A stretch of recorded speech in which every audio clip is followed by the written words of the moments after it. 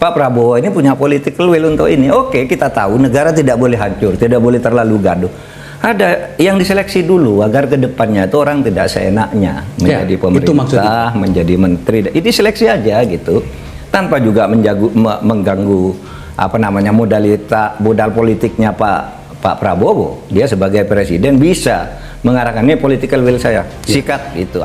Mantan Menteri Koordinator Bidang Politik, Hukum dan Keamanan, Mahfud MD, kembali menyampaikan tanggapan kritis terkait berbagai kejanggalan dalam praktik hukum dan pemenuhan hak antara rakyat dan penguasa. Ia menyoroti bahwa sejumlah kebijakan dan proses penegakan hukum pada masa lalu kerap menimbulkan pertanyaan serius dari publik, terutama ketika hak-hak rakyat berhadapan langsung dengan kepentingan politik penguasa. Mahfud menilai ruang kritik yang menyempit, kriminalisasi ekspresi, serta tarik-menarik kepentingan kekuasaan telah menciptakan preseden yang tidak sehat bagi demokrasi. Mahfud juga menekankan bahwa hukum tidak boleh tunduk kepada kekuasaan, melainkan kekuasaanlah yang harus tunduk pada hukum dan konstitusi. Tak berhenti di situ, Mahfud MD turut menyampaikan pesan dan harapan besar kepada Presiden terpilih Prabowo Subianto. Ia mengingatkan bahwa modal politik yang dimiliki Prabowo adalah aset besar yang harus dijaga dengan kebijakan yang bijak dan berani. Presiden ke depan harus sangat selektif dalam memilih dan mengawasi pembantunya. Jangan sampai pemerintah justru menjadi beban politik yang menggerus kepercayaan publik, tegas Mahfud. Menurutnya, Prabowo memiliki kesempatan historis untuk memutus mata rantai praktik kekuasaan yang mencederai rasa keadilan, dengan memastikan bahwa pemerintahan berjalan bersih, transparan, dan menghormati hukum tanpa pandang bulu. Ada banyak pernyataan-pernyataan Anda yang sejujurnya saya saja orang politik kaget. Ternyata begitu banyak peristiwa yang terjadi. Ya. Terutama sekali dalam hal bagaimana hukum dan seluruh turunannya, termasuk perundang-undangan itu, mohon maaf kalau menggunakan kata diperkosa. Tanpa bermaksud untuk mengajak Pak Prof untuk mengulangi lagi, boleh kami tanya, sebenarnya ada apa di balik semua ini? Hukum diperkosa itu tentu dalam hukum-hukum tertentu biasanya ya. Kalau hukum-hukum di bidang keperdataan ya, kemudian hukum di dalam kasus-kasus masyarakat biasa itu ya berjalan cukup oke. Tetapi kalau sudah menyangkut politik, kekuasaan, memang banyak sekali hukum yang diperkosa, di mana sumber daya atau energi-energi hukum itu semuanya disedot agar bisa memperkuat kekuasaan. Jadi maksud saya semua produk undang-undang yang menyangkut kekuasaan itu menurut saya tidak lepas dari rekayasa-rekayasa yang untuk menguntungkan itu, termasuk kemudian produk peradilannya kan. Produk peradilannya hal-hal yang tidak masuk akal itu kan yang dibuat semua. Ini rupanya Pak, secara politik ya, Pak Mulyono itu semakin parah mainnya. Pak Jokowi maksudnya kan? Iya. Nah, maka saya bilang, waduh ini sudah parah, sehingga saya meningkatkan tensi saya. Saya ini harus lebih belak-belakan bahwa ini permainan. Ya, permainan yang sudah menjadi pergunjingan orang, tapi pura-pura tidak dengar kan? Ya, karena belakangan Pak orang melihat kok Prof Mahfud begitu sekarang ya? Ya. Dulu termasuk orang yang selalu mengapresiasi Pak Jokowi begini-begini, tapi kok apa karena dia kalah pilpres, bukan karena itu ya? Buat Anda semata-mata ini kan saya meyakinkan dulu publik, saya menerima kekalahan ini. Begitu divonis, saya menerima kekalahan ini. Kemana-mana saya bilang, sudah Pak Prabowo menang, Gibran, sudah gitu kan? Itu untuk meyakinkan publik dulu bahwa secara hukum saya sudah oke. Tetapi sekarang sebagai warga negara saya melihat kok seperti ini nih, mainnya rusak bener nih orang-orang gitu ya. Sehingga lalu saya semakin keras. Kalau saya kan gampang dalilnya ya Mas Akbar ya, kalau kata Nabi itu, kalau engkau mar'a minkum mungkaron falyughayyir biyadi. Kalau kamu melihat kemungkaran, betulkan dia dengan kekuasaanmu. Kalau kamu sudah tidak punya kekuasaan, betulkan dia dengan lisanmu.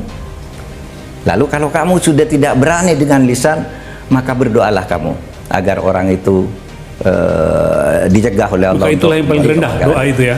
Nah saya ini ambil yang kedua ini, saya lisan. Lisan pakai nada netral nggak didengar, keras aja sekalian. Iya kan? Iya. Keras aja sekalian. Ya, Kan saya nothing tulus kan. Saya ilan apa? Saya lawan. Ini untuk masyarakat gitu. maka kemudian mari kita bawa semua problematika ini di mana kita mengikutkan seluruh masa depan bangsa ini.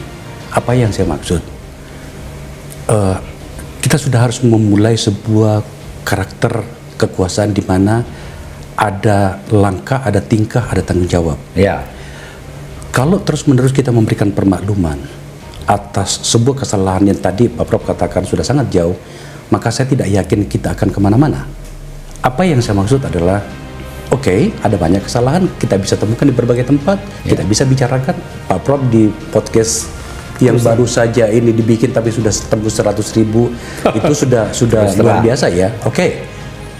Tapi kan tidak mungkin ini hanya tanggung jawab satu orang yang memang presiden. Ya. Yang saya maksud adalah seharusnya ada banyak orang yang kita mintai pertanggungjawaban. Tidak untuk membalaskan dendam. Kekuasaan dan atau negara tidak boleh bicara tentang dendam, tapi ada pertanggungjawaban agar kemudian karakter kita sebagai sebuah bangsa itu menjadi elegan. Pertanyaannya adalah, apakah tidak berlebihan kalau kita hanya bicara tentang satu figur bernama presiden, dalam hal ini Pak Jokowi? Iya, tanggung jawab utama pada dia, karena yang lain ini kan menggunakan dia kan, atau dia menggunakan orang lain. Memang tanggung jawab utama pada Pak Jokowi, tetapi sebenarnya orang-orang lain yang terlibat dalam kasus-kasus konkret, ya, pelanggaran-pelanggaran yang sifatnya konkret menjadi kasus, itu sebenarnya banyak yang bisa diungkap, asal Pak Jokowinya dulu kan jelas nih tanggung jawabnya apa, kebetulan yang dilakukan oleh menteri ini apa, yang ini apa, yang ini apa, itu banyak sekali.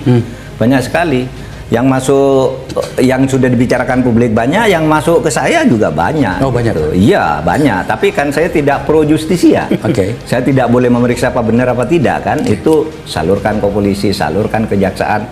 Nggak jalan ya kita fungsinya koordinasi, dan memang kejaksaan, kepolisian di samping pertimbangan politik kasusnya banyak sekali kan, dan ini menyangkut orang-orang yang gede lah gitu ya. Oleh sebab itu menurut saya, karena begini, penegakan hukum itu sebenarnya tergantung pada political will seorang presiden. Oke.